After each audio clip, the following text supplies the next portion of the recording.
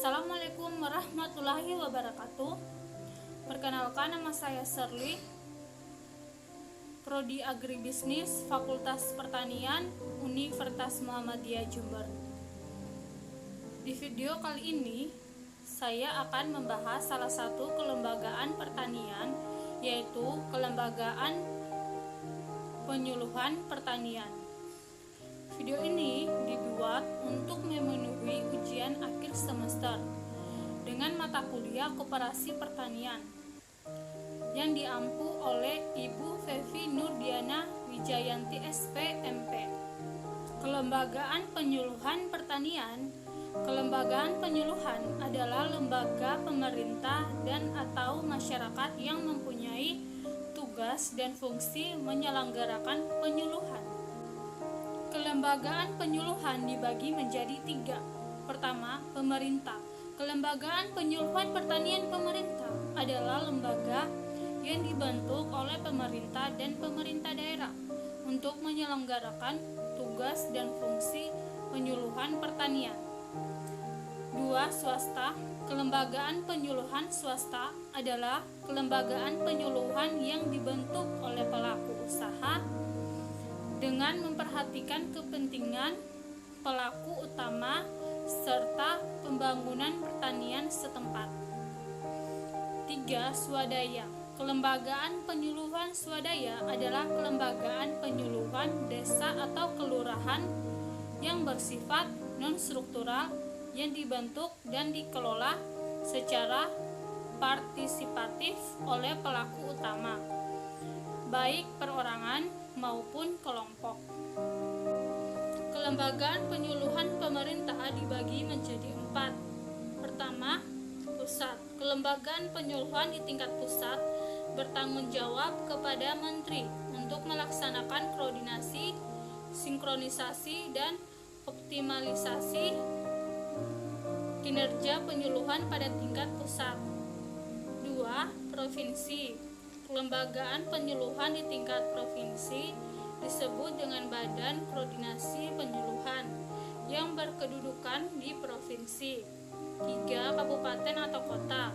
Kelembagaan penyuluhan di tingkat kabupaten atau kota disebut Badan Pelaksanaan Penyuluhan. Badan Pelaksanaan Penyuluhan di tingkat kabupaten atau di kota dipimpin oleh pejabat setingkat eselon 1-1 dan bertanggung jawab kepada bupati atau wali kota. 4. Kecamatan. Kelembagaan penyuluhan di tingkat kecamatan disebut Balai Penyuluhan. Balai Penyuluhan berfungsi sebagai tempat pertemuan para penyuluh, pelaku utama, dan pelaku usaha.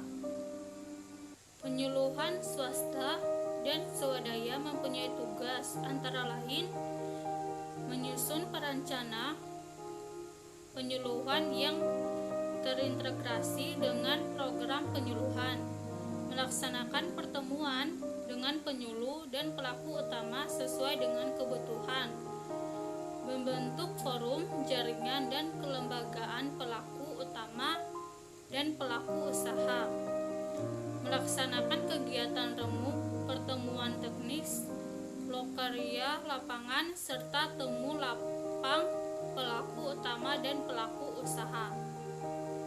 Menjalin kemitraan usaha dengan berbagai pihak dengan pasar saling menguntungkan.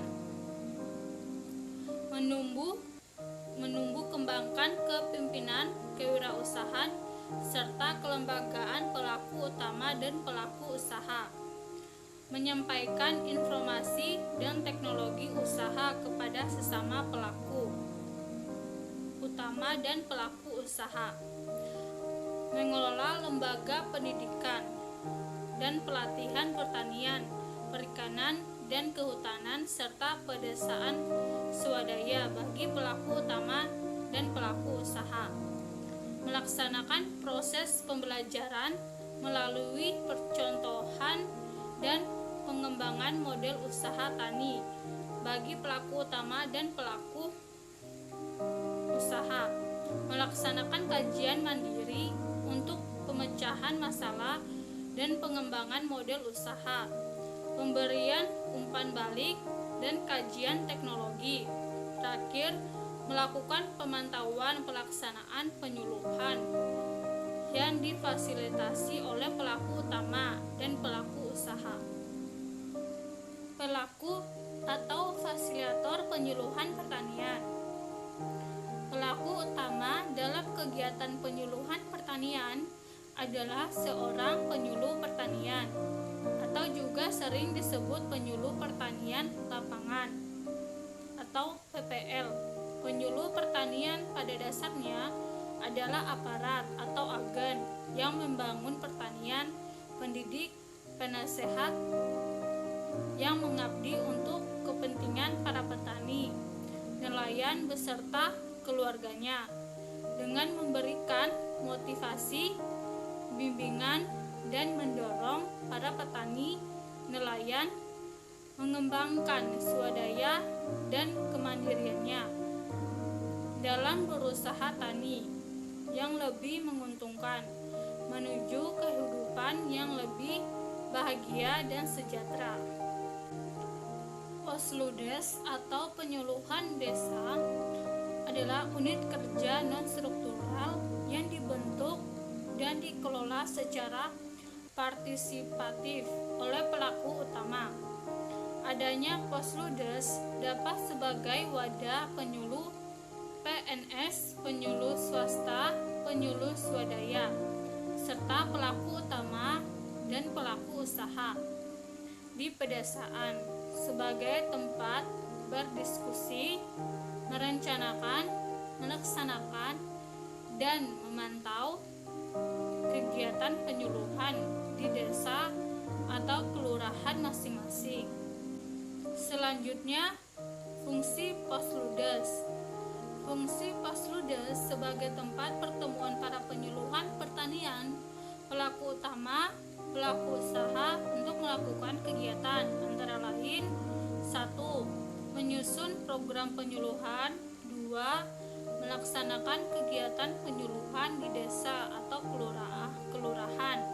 3. Menginventarisasi potensi wilayah, masalah dan pemecahannya, dan mengembangkan model usaha tani yang lebih menguntungkan. 5. Menumbuh kembangkan kemandirian, kepemimpinan, serta kewirausahaan.